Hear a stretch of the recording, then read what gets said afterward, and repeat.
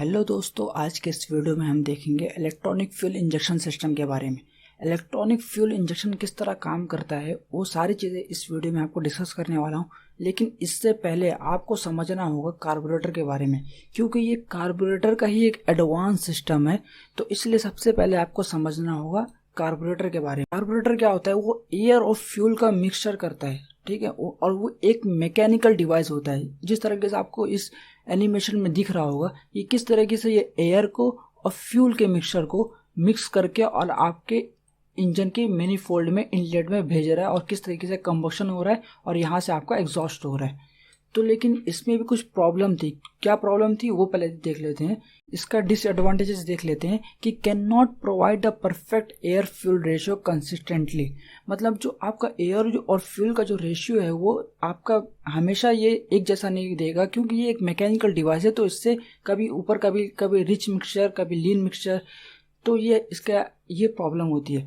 Can not control the wastage of fuel effectively. आपका जो wastage of fuel है, जैसे आपका एयर और फ्यूल का मिक्सचर इनलेट में आया और फिर ये एग्जॉस्ट के थ्रू बाहर निकल गया, लेकिन इसमें हो सकता है प्रॉपर फ्यूल बर्न नहीं हुआ हो और इसके साथ आपका जो फ्यूल हो वो भी बाहर निकल गया हो, तो ये उसको कंट्रोल नहीं करता है। और some design develop the problem of vapour lock resulting the engine stalling. मतलब कि कभी कभी ऐसा होता है कि वेपर लॉक हो जाता है इंजन में और उसके वजह से इंजन का जो स्टाइलिंग है, मतलब ये इंजन सडन रुक जाता है आपका। तो delivers lower mileage and power as compare to fuel injected system. आपका जो माइलेज एंड पावर है, माइलेज कैसे कंट्रोल होता है? आपका थ्रोटल, आपका जैसे जैसे आप एक्सीलरेट करते हैं वैसे वैसे आप थ्रोटल को कंट्रोल कर रहे होते हैं। जैसे ये थ्रोटल दिख रहा है आपको, ये कंट्रोल कर रहे होते हैं, जिसकी वजह से आपको लीन मिक्सचर तो कभी रिच मिक्सचर मिलता है। आप एक्सीलरेट करते हो तो ये थ्रोटल वॉल है वो क्लोज हो जाता है और आपका जो रिच मिक्सचर जाता है इंजन में, जिसकी वजह से आपको पावर ज़्यादा मिलती है। और जैसे जैसे आप एक्सीलरेट को कम करते हैं वैसे वैसे आपको थ्रोटल ओपन हो जाता है और एयर और फ्यूल का लीन मिक्सचर जाता है और अपने को पावर जो है वो कम मिलती है और माइलेज ज़्यादा मिलता है। तो इसको भी ज़्यादा एक एफिशिएंसी इसको कंट्रोल नहीं करता है, इफेक्टिवली कंट्रोल नहीं करता है ये, और ये प्रॉब्लम कार्बोरेटर में है। तो इसी का एक एडवांस वर्जन जो है वो electronic EFI electronic fuel injection system है। इसमें क्या होता है कि ये सारा जो जैसा सिस्टम मैंने आपको बताया सारा वही है, लेकिन यहाँ पे सेंसर का यूज़ होता है जो कि आपको सेंस करके बताता है कि कितनी पावर चाहिए, कितना आउटलेट में कितना फ्यूल निकल रहा है, तो उसको कंट्रोल करना है। और आपका जो ऑयल का टेम्परेचर क्या है, कूलेंट टेम्परेचर क्या है, इनटेक एयर टेम्परेचर क्या है, ये सारा चीज़ कंट्रोल करेगा आपका इलेक्ट्रॉनिक कंट्रोल यूनिट। तो ये क्या होता है समझ लेते हैं।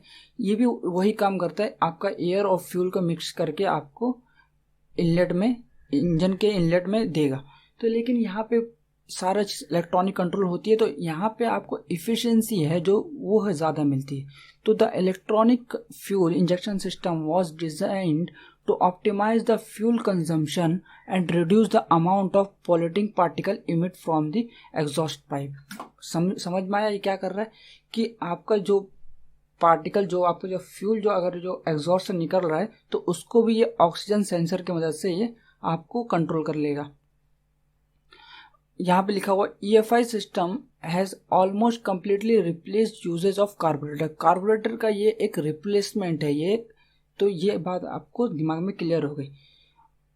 और फिर यहाँ पे आपको सेंसर के बारे में बता देता हूँ कुछ। यहाँ पे इंटेक्ट एयर टेम्परेचर सेंसर होता है, ऑक्सीजन सेंसर होता है, ऑयल टेम्परेचर सेंसर होता है, कूलेंट टेम्परेचर होता है और थ्रोटल पोजीशन सेंसर ये होता है।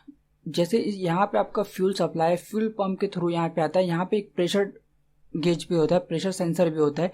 वहाँ से ये डायरेक्ट जाता है आपका इंजेक्टर में।